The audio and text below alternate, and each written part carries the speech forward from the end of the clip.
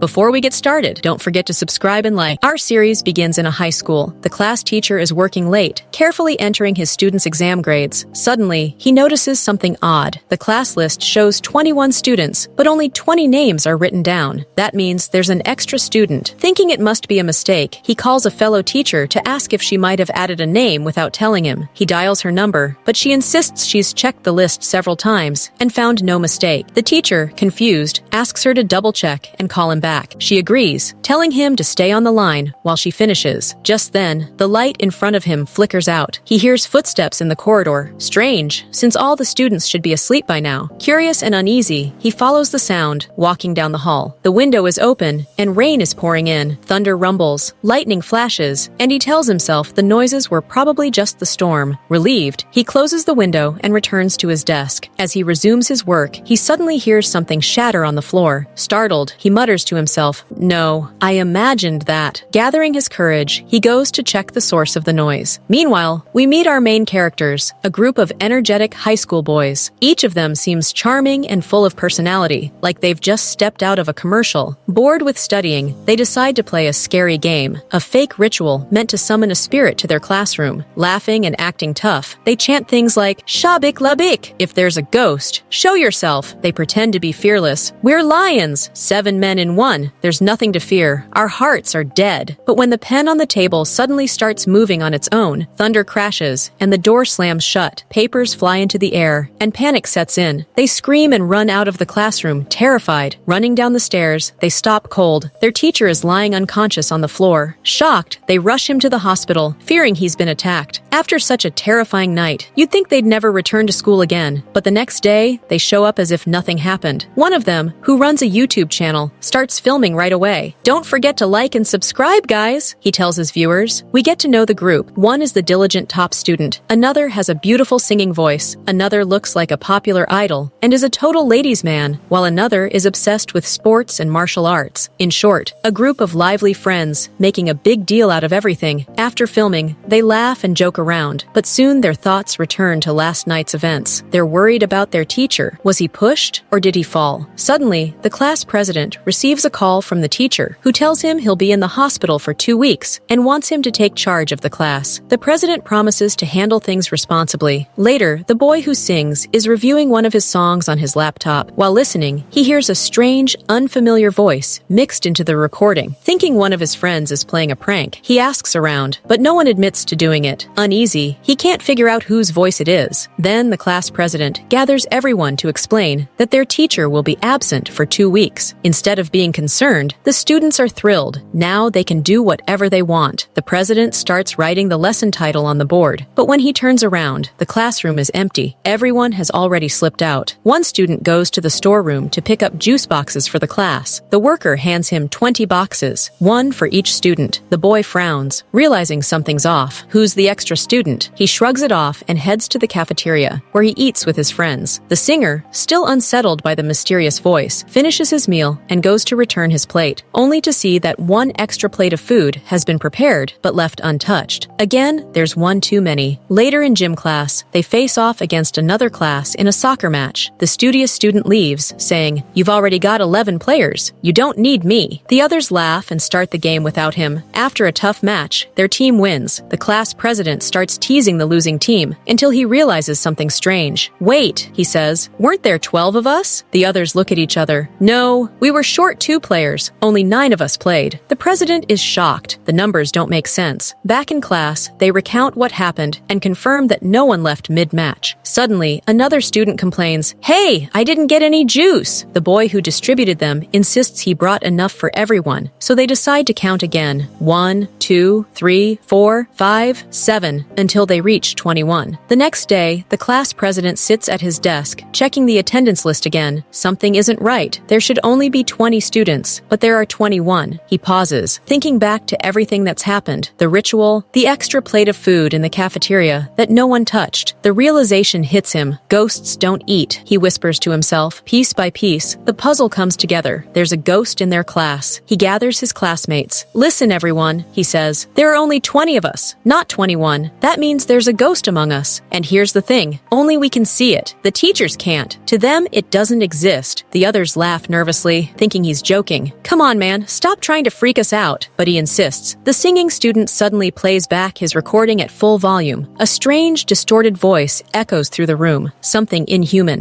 Everyone freezes. Fear spreads across their faces. The class president was right. They begin to whisper, wondering which of them isn't real. Then the head boy stands up. The ghost must be one of the players from yesterday's soccer match, he says. Remember? The other team swore we were short a player. He raises his voice toward the air. Hey, ghost! Can you hear us? If you're here, show yourself. Or should I start throwing salt on everyone? Silence. Nothing happens. The boys glance at each other uneasily. No one knows who, or what, is hiding among them. They talk about calling their teacher for help, but he's still in the hospital. The head boy sighs. We'll have to handle this ourselves. Nobody else will believe us, but the rest of the class doesn't take it seriously. Instead, they start teasing one another. Someone points behind the martial arts student. Look! The ghost's right behind you. He jumps up, terrified, only to find nothing there. The others burst out laughing. So much for our brave lion, one of them says. More like a scared kitten. Embarrassed, he storms out of the classroom. That night, a few students gather in the dormitory, determined to uncover the truth. One of them, the ghost expert, who's read dozens of paranormal books, comes up with an idea. Ghosts hate beans, he declares, so we'll all eat beans. Whoever can't finish their plate is the ghost. Like fools, they go along with it. Every single one of them cleans their plate, proving, for the moment, that they're all human. But it doesn't solve the mystery. The next day, one of the students naps in the same room as the bookworm. While the diligent student studies quietly, the other whispers, Hey, aren't you scared? Everyone's saying there's a ghost in our class. The bookworm doesn't even look up. Rumors don't matter. Exams do. He hands his friend a cup of coffee. Here, you'll need this more than fear. Meanwhile, the class president remembers the teacher's words. If you take care of the class, I'll recommend you for a scholarship. Determined, he mutters to himself, then I'll solve this ghost problem and earn that scholarship. That night, the martial arts student returns to his room, still shaken. Before getting into bed, he checks underneath, just in case. Everything looks fine. Then, suddenly, his ball rolls across the floor by itself. He freezes. Nah, just a coincidence, he says, forcing a laugh. But when the blanket beside him moves, he screams, only to find out it was another prank. His friends roar with laughter, and he tries to laugh too, his heart pounding. Later that night, the YouTuber student can't sleep. He plays soft music to calm his nerves. Across the dorm, another student sits alone in the art room, sketching quietly. His face is pale, his eyes cold and distant. The next morning, the ghost expert waits outside the classroom, checking each student's temperature before they enter. Ghosts have cold bodies, he says confidently. Everyone's temperature is normal until he reaches the artist. The thermometer shows an unusually low reading. Thinking it's broken, he touches the artist's hand, and it's ice cold. He notices the boy's pale skin, his lifeless expression. Fear creeps up his spine. He suspects this is the one, but he can't tell anyone yet. Later, the YouTuber walks past the art room again and finds the same student sitting alone, painting the same picture as before, whispering something under his breath. It looks like a ritual. The YouTuber starts recording, planning to post it online. Back in class, the principal plays an educational video for them to study, but halfway through, a ghostly figure flashes across the screen. Everyone gasps. The martial arts student nearly jumps out of his chair until one of the others bursts out laughing. Gotcha! It was a prank. The bookworm snaps. Enough! Exams are coming up. Stop wasting time with these stupid ghost stories. But no one believes him anymore. There are 21 students in the classroom, not 20. The ghost expert steps forward again. I have a way to reveal the ghost, he says confidently, licking his hand and looking around at them one by one. Before anyone can ask what he's doing, a loud thud hits the window. A black crow slams into the glass, leaving a streak of blood before flying away. Silence falls. No one moves, and for the first time, they all start to believe. Everyone is shaken by what just happened. The blood on the window, the crow, the eerie silence that followed. Still, they try to convince themselves it was just a coincidence. Just then, a student walks in, carrying the painting the artist had been working on. I found this in the art room, he says, setting it down. When they look closely, they freeze. The canvas is splattered with what looks like blood, and bird feathers cling to its surface, the same as what they saw outside the window. The YouTuber quickly pulls out his phone. You guys need to see this. He plays the video he filmed earlier, the artist alone in his room, moving his hands in strange patterns as if performing some ritual. The ghost expert student remembers the icy cold skin, the pale face. It's him, he says quietly. It has to be. He's the ghost. They all turn toward the artist. Tell us the truth, one of them says. Are you the ghost? The artist stares at them for a moment, then bursts out laughing. You really think I'm a ghost? He lifts his hand hands, showing them the scarf wrapped around his wrists and a small charm hanging from his neck. "These protect me.